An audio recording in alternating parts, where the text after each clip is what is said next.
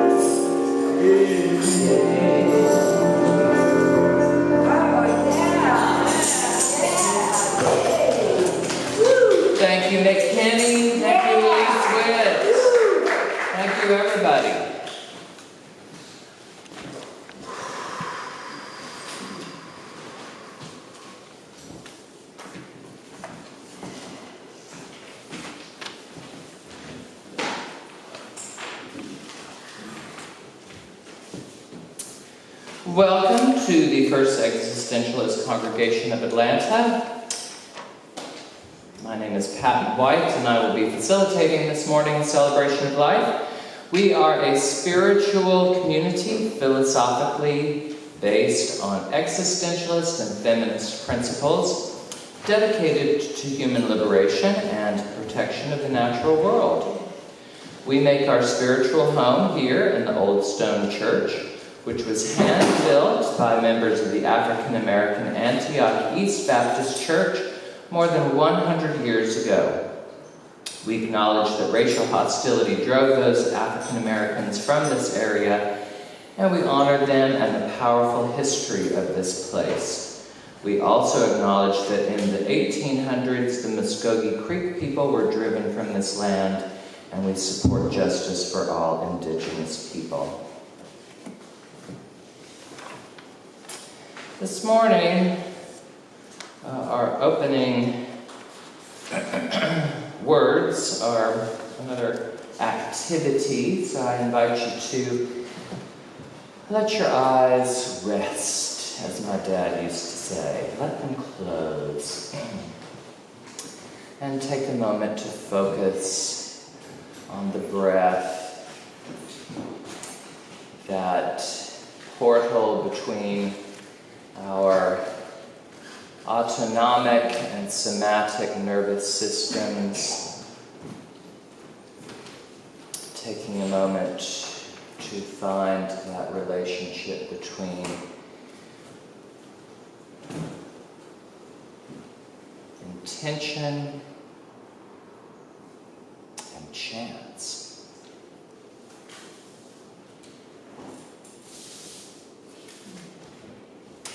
Noticing for yourself where within your body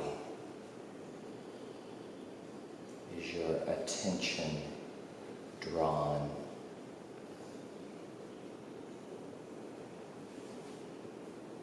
Pay extra attention to that place within your body throughout our time together this morning.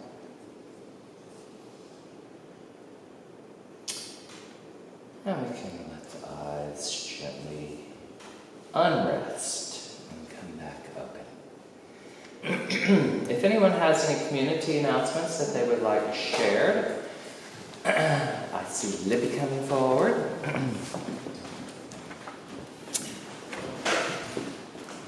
Thank you.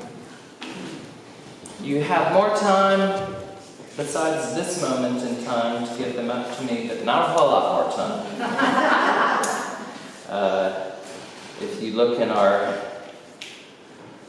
bulletin, you will see where I will be reading these or sharing these right after we hear from Marcia Mitchner.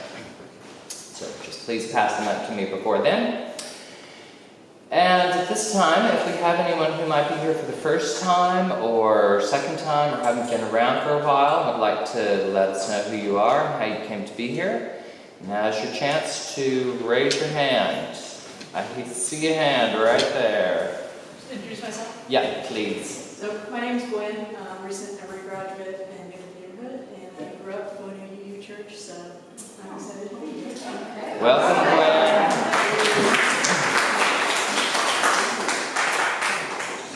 Hello everybody, my name is Arri. This is my wife, Lisa. Our son attends here regularly, Gabe. You may have met Gabe. Yeah. Probably always the youngest one there. And I figured I better come since I'm talking today. But we're happy to be here. We live right down the street.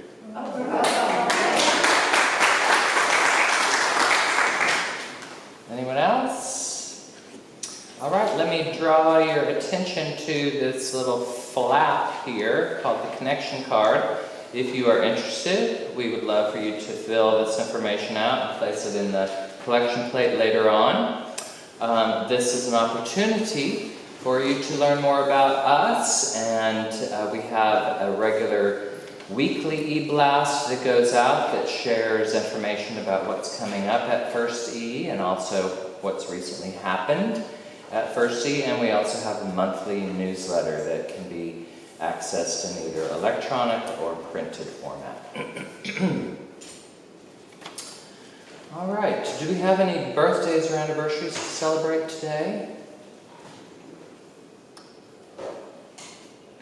Actually, we don't have to sing since he's not here, but I do want to acknowledge that yesterday was my son Jody's 22nd birthday. And I asked him, when I talked to him on the phone yesterday, how come Facebook says you're 23? And he said, oh, I think it's because when I signed up for Facebook, I had to pretend I was 18. You didn't hear it here. I didn't hear that either. All right. We will go ahead and move on to our next congregational song, which is also in the new book. This is B for both, S for sides, N for now. Both sides now.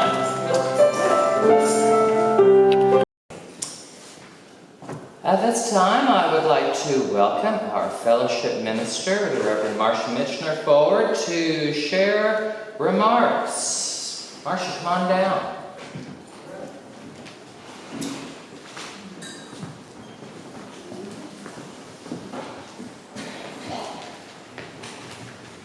Good morning, everyone. Great to see you here. It's been an interesting week.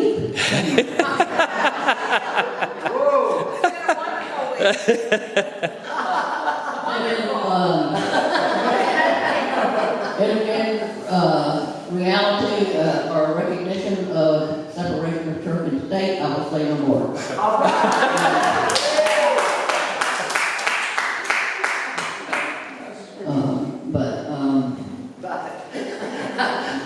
Okay. Next Sunday, beginning the second Sunday each month, we're going to have a discussion group after the service. It'll be about 1 hour or so long, and because we've got another group that'll be coming in, after us, and it'll be an opportunity for us to share what's been going on with us today, or last month, or last year, or whatever, and to look at how our existentialist principles might have an impact on how we respond to the things that have happened to us, or that kind of thing. So it's a way of sharing. It's a way of getting to know each other a little bit better. And we've done it before, and I think that everyone enjoyed it, and I hope that you will think about coming on the second Sunday, and it begins next Sunday, right after as soon as we get everything kind of cleaned up after the building after the service. Okay? Thanks. Okay. Thank you, Marcia.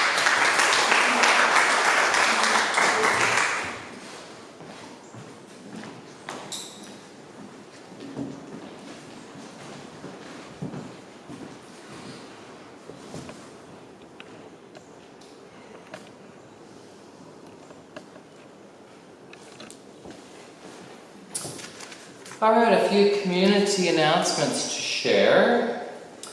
The annual book and bake sale will be on July 13th, which is Saturday. Please start looking for books to donate and recipes to make sweets or baked goods that you can offer as a contribution for the book and bake sale.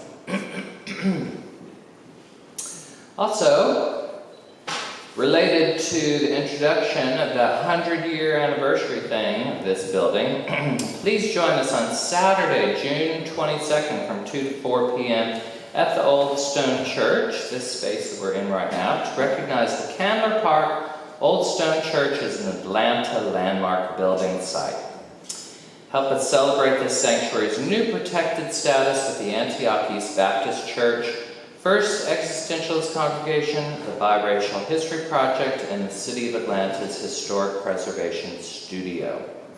The city will sponsor the afternoon's program, including the presentation of a plaque commemorating the landmark status and providing refreshments. We anticipate musical offerings from Antioch East and First E. This is truly a landmark event for the future protection of our beloved sanctuary. Related to that, the E Chorus will be sitting in with Antioch East Baptist Choir in historical landmark ceremony on the 22nd. If you want to join us and join in, please connect with Jean Heinrich, our music minister. Jean.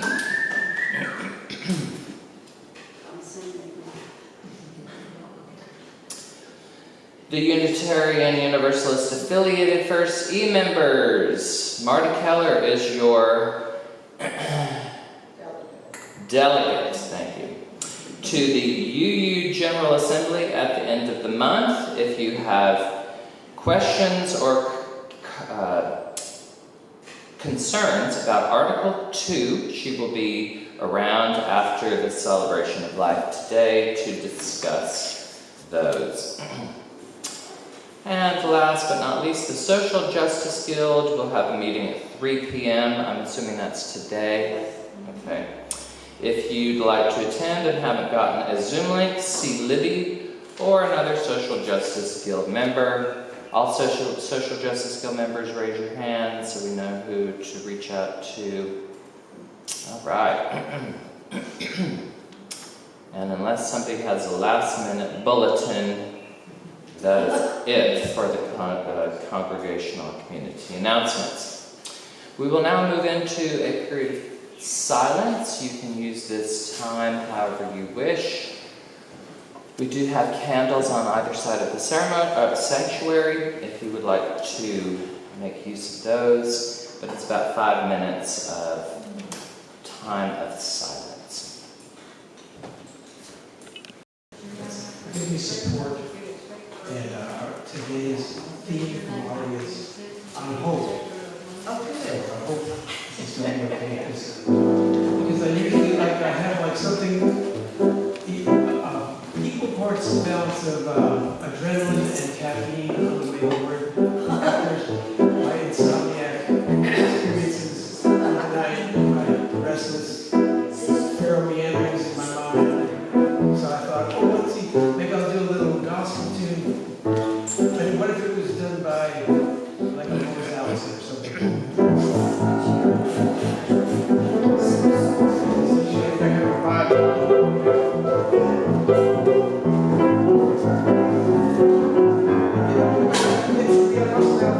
Joe.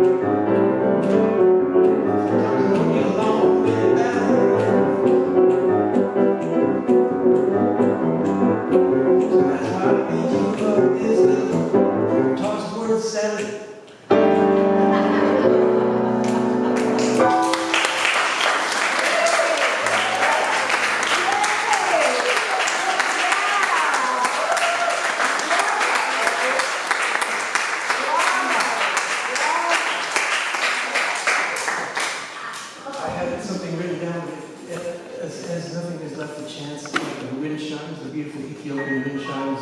The wind flows through them. And so I have a little something written down, but as I escaped the sound of the whirring vacuum this morning, it blew away. So that's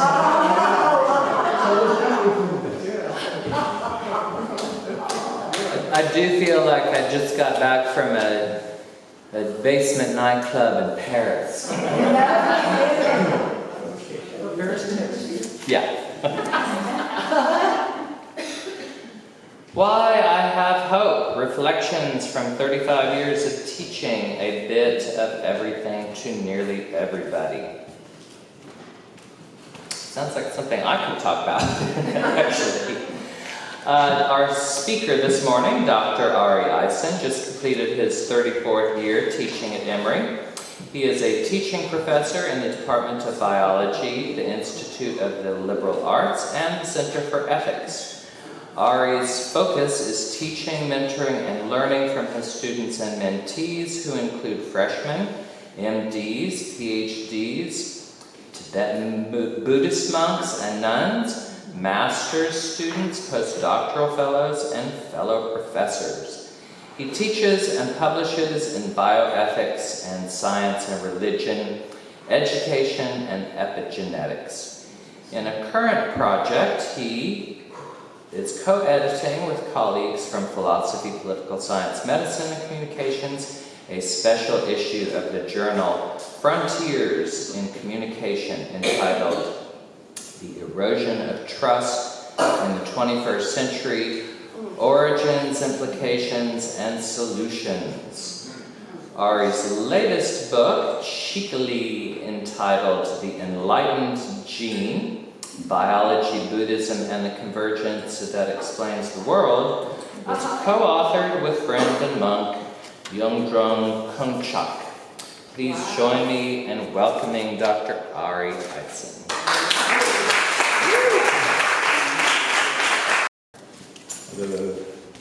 Good morning. Good morning. Thanks for inviting me. I've talked in a lot of places, but I've never followed good music like that, so it might be difficult, but I won't keep it long. I'm also not used to talking up and in front of people, even though I teach. I'm usually with who I'm teaching to, not above them, so I feel kind of weird. So I won't talk very long, but was thinking like how to bring together a lot of the experiences I've had, and I thought about hope because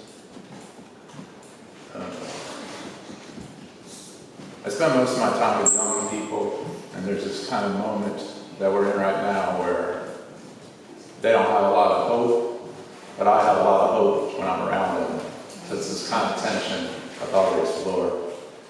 Oh, and also we wanted to thank you for being a kind of spiritual home for our son Gabe. He's as you know, if you've talked to him at all, he's kind of an old soul in a young body, always has been. So speaking of young people, actually I'll tell you 3 stories. The first one, we'll start with some young people 8,000 miles from here, where I just came from a couple of days ago in India.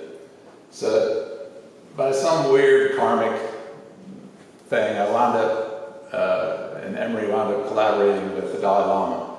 And most of you have heard of it. You know the Dalai Lama is a spiritual leader of the Tibetan Buddhism, and the Tibetan people, really.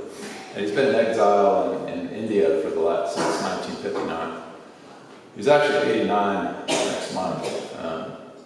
Not the same man he used to be. I saw him on Friday, but still a kind of saint, unusual man. One of the things he did was he invited Emory to come to India, where he's reestablished all these monastic universities and monasteries and nunneries for Tibetan Buddhists. And he asked us to come and teach them modern science. So this was about going on 20 years ago now. And we were like, oh yeah, I was like, oh, that sounds cool. Work with the Dalai Lama. And of course, we didn't really have any idea what we were doing, but here we are 20 years on, or 17 years on, I guess, and I was just there in India, and it's amazing. I mean, he wanted us to teach neuroscience and biology and physics, because those were the things he was most into. And so what I went to this last weekend was a research conference that the monks and nuns put on. So they went from like not knowing what an equal sign was 15, 20 years ago to doing their own research projects. So kind of amazing. I kind of passed that project on to the next generation, but when we first started, we were in Dharamsala, which is up in the foothills of the Himalayas. That's where I just was. And I was walking, I remember we were trying to show the principles of evolution to the monks, which is kind of cool in Dharamsala because you can go all the way to different elevations all the way to above the tree line. So we were bringing the monks to see different environments, and they were kind of looking at the plants and the animals and thinking about adaptation, all the things Darwin had written about 150 years beforehand. And I was talking to one of the monks. Some of them at that time spoke English pretty well, a lot more do now. But his name was Lobsang, and I asked him, I was like, Lobsang, why are you with me learning about science? You know, why aren't you doing like monk stuff? And he said, well, first, the Dalai Lama said it was a good idea. Good answer. But then he said, I'm studying modern science so I can become a better Buddhist. I'm studying modern science to become a better Buddhist. And that kind of pulled me up for a minute, and it was one of those epiphany moments, especially, sometimes you don't realize something's an epiphany until later. So I'm not sure if it happened at that moment or later, but that's not the world we grew up in, right? We grew up in a Judeo-Christian world where we know and you don't, so I'll make you like me, right? It was a very kind of deep and different kind of response. And as I grew to know that community, it turns out that that's basically one of their founding principles. So Tibetan Buddhism is the last remaining version of what's called the Nalanda tradition. And basically, Nalanda tradition Buddhism says, in order to understand your own worldview, you need to understand everybody else's. That's what Lobsang was saying to me, basically. I'm studying modern science because that's clearly an important worldview. And if I can understand modern science, I'll become a better Buddhist. So that has changed a lot about the way I look at the world, the way I teach. And I'd already been teaching for 20 years when I started this project, so of course I thought I knew what I was doing. But it's really shifted the way that I approach things, not just teaching the monks and working with the monks, which I did for many years, but the way I teach in my own classrooms here at Emory, whether it's biology or ethics or what have you. Because I think in American education, especially in science, there's this idea that, again, you know and you don't. So come and gather in front of me and I'll tell you so you can be like me. What Lobsang said, but really changed the way I thought about teaching, in that everybody brings something to the classroom. So why not use it? Why not learn from everybody else? So like, if you go into my classroom now, say there's 100 kids sitting around studying genetics or something, you won't even see me at first. All you see is tables and kids sitting around reading and challenging each other and drawing things and trying to figure out how things work and doing all the work by themselves with me facilitating. Because all those kids, every person brings something to the room. You might say, well, I've never taken genetics before. How am I going to know genetics? Well, we're all human beings. We all have genes. Some of the kids have worked in labs before. Some of them are artists, so they can help draw out the mechanisms. Some of them can think big. Some of them think small. Everybody brings something to the room. So it kind of changed me. Another thing that working with the monks and nuns did is it made me realize, it gave me a lot of hope. Not just because of this kind of view of the world, but we tend to think of globalization as a negative thing, like the dominant culture coming in, making them like us. But here's a different case, and probably a model for the way the world could work better. And the Dalai Lama invited us in and said, I want you to come and learn from, and teach me so I can teach you, right? So bringing together this ancient wisdom, traditional knowledge, especially around areas of meditation, Buddhism, things you all have heard about, with modern science, inviting it in and then having possibilities arise, right? So science is kind of funny, and it often rediscovers things that ancient wisdom has known for a long time, right? But it's not just a corny thing. That's actually a valuable thing. What we've learned in this project is when different traditions come together and rediscover similar things, it changes the new thing, the new discovery. It changes the way they think about things. So, for example, a lot of people would never meditate, but then a neuroscientist comes along and says, this is how meditation works in the brain. This is why it works. Empathy is a complex trait, just like aggression or happiness. Therefore, it evolved. Empathy evolved. Love evolved. They're not squishy, unscientific concepts. So imagine that a scientist or neuroscientist comes to somebody who hadn't really thought much about love or empathy before, and now there's a neuroscientific explanation. So maybe they're more likely to say, oh, this is cool. It's a trait. I can actually become better at it. If you've ever seen the Dalai Lama, or many of the people in our community, people can become more empathic by practicing, just like any other trait. It's like free throws. It's like passing the ball. It's like driving, right? So those are examples of when traditional knowledge that's been around for eons is rediscovered by science and creates kind of new synergy or new energies. Pretty hopeful, pretty cool. I wanted to teach the monks and nuns about cells and molecules and things they never thought about. So I'm trying to figure out how to do that. So I thought we'd go over there and we'd teach for like 6 days, all day, nonstop. Because it's in India and you have to figure out how to do this. It's kind of exhausting because it's 9.5 hour time difference and you're in a monastery, so you're not eating, you're not living the life that you're used to living here. Pretty intense. Translated, everything you teach, you stop every few sentences and it's translated into Tibetan. Pretty intense experience. Maybe 50 bald guys sitting in front of you on the floor with governor's robes, right, looking at you. How am I going to connect? How am I going to teach these guys about cells and molecules? So I thought, well, let's ask the question, are bacteria sentient? Are bacteria sentient? So Buddhists, as you probably know, Buddhists believe that all living things are sentient. Actually, not plants. Interesting. We could talk about that later. But all living animals are sentient, and they're equal to us. Like if you step on a bug, you could be stepping on somebody who's reincarnated as your mother, as your great-grandmother. It sounds kind of weird. It's also kind of beautiful. Like the Dalai Lama says, everybody's been your mother before. Every sentient thing has been your mother, and you've been every other sentient thing's mother. Pretty big. But how about bacteria? I mean, if bacteria are sentient, we're killing bacteria all the time. We take antibiotics, we step, we walk, we're full of bacteria. What if bacteria are sentient? So it's kind of a fun week because they had to come up with experiments to test the idea whether bacteria are sentient or not. And as we went along, I taught them what bacteria were, what they look like, and how they sense the environment. And they had to define sentience, right? They had to struggle with that. They did some cool experiments.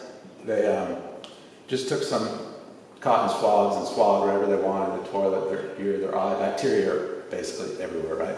They put them on a plate. It's 100 degrees there. The bacteria overnight. The room stank pretty bad. And we put these bacteria on slides in a microscope and projected them on the wall.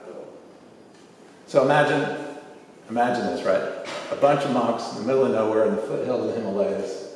It was kind of a Leeuwenhoek moment or something. Leeuwenhoek was the guy that discovered the microscope. He discovered bacteria. Can you imagine looking at a drop of water and for the first time seeing all that life that's been there since the beginning of time? Nobody had ever seen it before. That's what it was like in that room, right? With these monks. And we're projecting all the bacteria up on the wall, and they're singing and dancing. They can't believe all these bacteria are moving around. They're testing things because they were saying, well, bacteria are sentient. If you put some sugar there, they should move to it. And they were watching this. It's quite a moment. So at the end of the week, and they debated this. Debate is their big way of learning. Every evening, as a way of reviewing the day's stuff, they become very monk-like. They're yelling at each other and clapping their hands and tearing their clothes.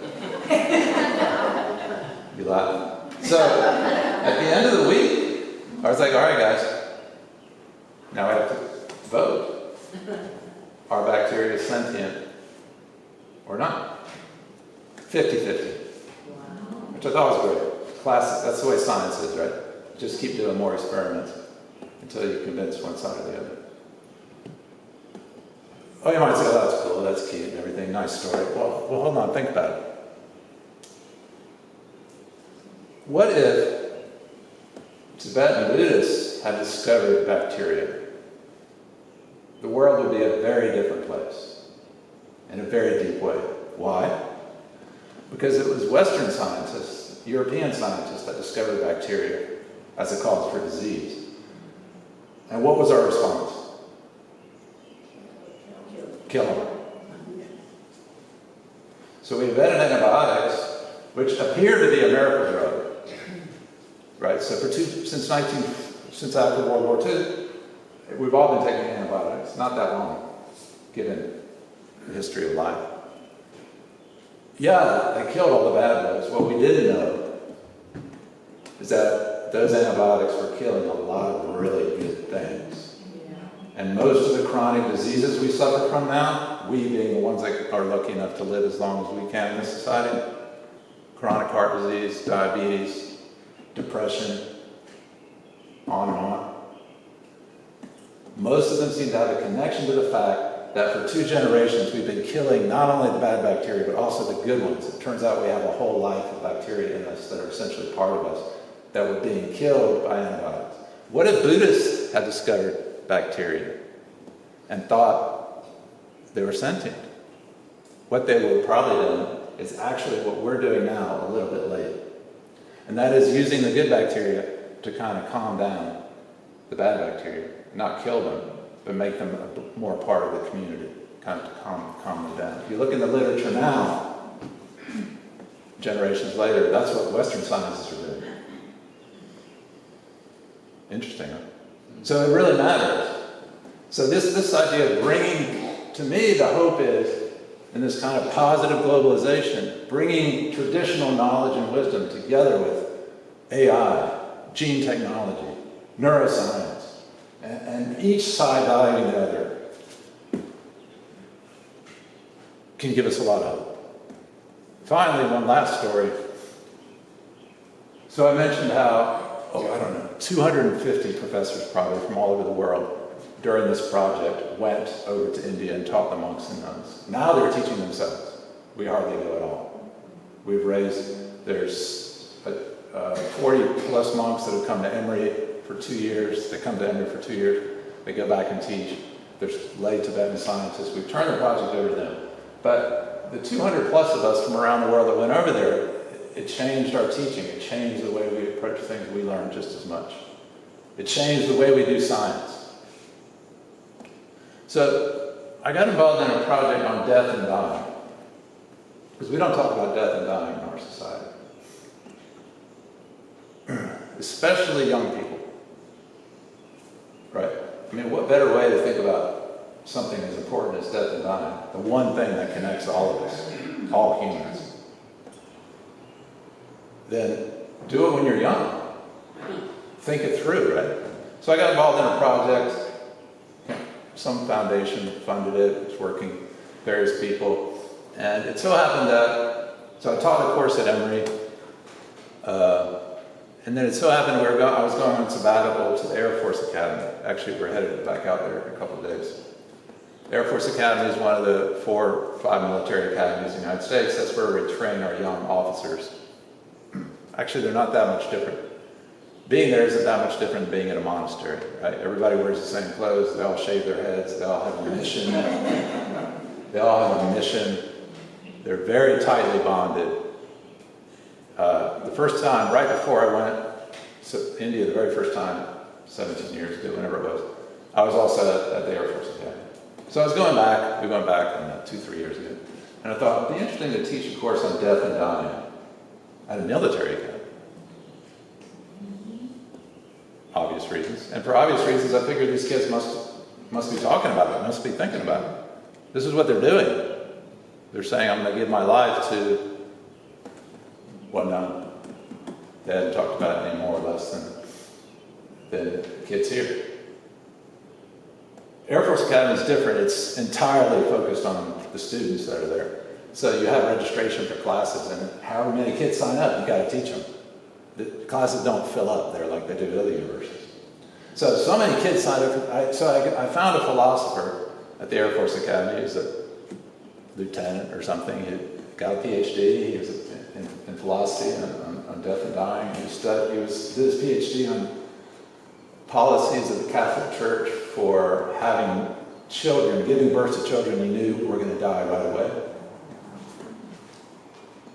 50 kids signed up for this course, which is a lot for the Air Force Academy. So we had to do 2 sections back to back. Anyway, long story short, beautiful course, bring in a lot of the students' experience, right? Like I was saying, everybody's got experience, certainly about death and dying. Everybody's going to die. We did all these cool projects in the class. We talked about military, being in the military, and death and dying, what it meant, and why they were doing it. Well, it became apparent as we got to know each other in these really deep ways. When you're sitting around talking about death and dying for a few hours every week, you get to know each other. And the kids were really, changed by it. A lot of them had thought about things, of course, they hadn't thought about before, just like you would if you thought about death and dying. Well, it became apparent they were very unhappy with the way the Academy, the Air Force, was handling different types of death. That is, suicides, which unfortunately happen even there, as they do at all universities, of the students, versus non-suicides, military deaths or deaths in training. They were very upset by this. The response from their officers, the way they felt, like the kids who committed suicide were not respected, whereas the kids who died maybe training in an airplane were treated very differently. So I said, well, look, why don't we invite the head of the academy, the general. She's a dean and the general, like a 3-star general, to our class and talk to her about this. I mean, how are things going to change if you don't do anything about this? So this was about 3 weeks before the end of the semester. We invited her. She said she'd come on the very last day of class. Well, tragically, in between that time and the very last day that she came, 2 people died on the base. One officer, one professor who had been deployed, killed himself. And then one cadet, unbelievably, was skateboarding to class and hit his head. So, oh my God, here we are. I mean, this happens, people die, that's why we're talking about it. So the general comes the last day of class. So, of course, we before that, we worked on digesting what had happened and talking about it and talking out these deaths and what was going on and ceremonies and rituals and all the things we talked about. And then the last day of class, the dean, the general, comes and she took down every word the kid said, the cadet said. She was clearly listening. And things changed. Policies changed. The place changed. So those are 3 stories of hope. I don't know if you guys do questions. What do you do? I'm not a sermonizing guy, but I can hang out. I'll hang out after if you have any questions or thoughts. Those are mine for the day. Thank you.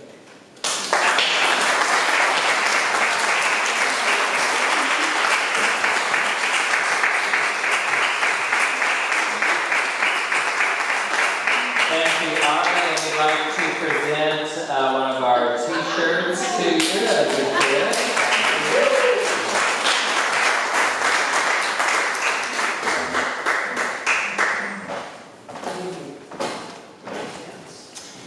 We do actually, I think, have a couple of minutes if anyone would like to ask a question or share a comment, and we can pass the handheld mic. Anyone have a question or comment?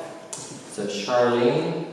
Yes, you said at the very end, things changed at the military academy. How did they change? Well, I think the general really heard the Use the mic, please. Yes. I think that It takes a second to click on. It should be on now. I think the general really heard the direct comments. It's not really my place to go into the details, but let's just say that the word went down from above that death is death. We're going to respond equally and respectfully. Stories can come out later about what happened. Investigations can come out later. Blame can come out later. But when somebody dies, we need to respect that and handle it equally. Right, so that word kind of went down to the different units and squadron leaders who previously, I guess, had not treated those things equally. So I imagine that eventually they wrote those things into policy for training and things. Other questions? Susan? Yeah. Did anybody talk about the bardo, Tibetan bardo that happens after death for 49 days? Did anybody talk about it when I was there? Yeah, I probably wouldn't be at the academy, No, we didn't talk about that. We didn't talk a lot about reincarnation. The Dalai Lama said, I'm not really inviting you here to hold hands and sing Kumbaya. I'm inviting you here so my monks and nuns can learn science and how to think like a scientist. But you can't help but look for places where things are similar or different between the two ways of thinking. And the biggest difference is reincarnation and karma. I mean, as a scientist, you're like, yeah, right, reincarnation. But the guy who wrote the book with the monk, who I actually just saw for the first time in years last week, he was taking this course called epigenetics. I won't get into it too much now. But basically, epigenetics, which is a new field, a new course I teach at Emory, is like karma. What epigenetics says, it looks like, is that stuff you do in this life can affect your children's sensitivities and capacities. So, of course, we always knew you pass your genes on to the next generation. We didn't appreciate other things you do can affect what those genes do in the next generation and the one after that. So that's a kind of karmic idea. Now, of course, Buddhists believe you can be reincarnated as any other sentient being. Epigenetics, you're only passing these things on to your own relatives. But that was kind of cool. All right, thank you so much, Arri.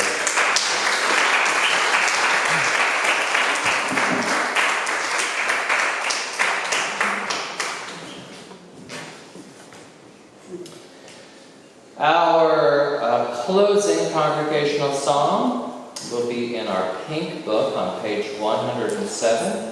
It is Imagine, and following that, singing of the song, that will be the conclusion of our celebration of life today. We do invite you to come back next week. We will have Franklin Abbott sharing We're Still Here. And so, please rise in body or spirit as you're willing and able.